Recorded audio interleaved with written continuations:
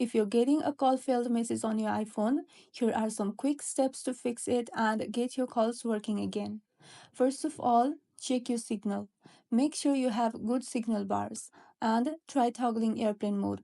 Swipe down to open control center, then turn airplane mode on. Wait for a few seconds, then turn it off. After that, restart your iPhone. A simple restart can clear up network glitches. Hold the side button and volume up, then slide to power off. Turn it back on after a few seconds. After that, reinsert the SIM card. Use a SIM ejector tool or pin to remove your SIM. Wait for a moment, then reinsert it properly. This can refresh your network connection. Next, try resetting your network settings. And for that, go to your settings app, then tap on General.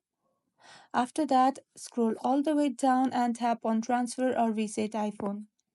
Then tap Reset and choose Reset Network Settings from the options. This clears Wi-Fi and cellular settings, but doesn't delete your data. And as a last resort, check for carrier settings or iOS update. And for that, go back to the General Settings menu and tap on About. If there's a carrier update, you will see a prompt.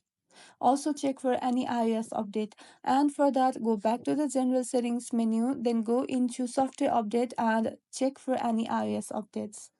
And that's all. If this video was helpful, don't forget to like and subscribe for more iPhone tips and tricks. Thank you for watching.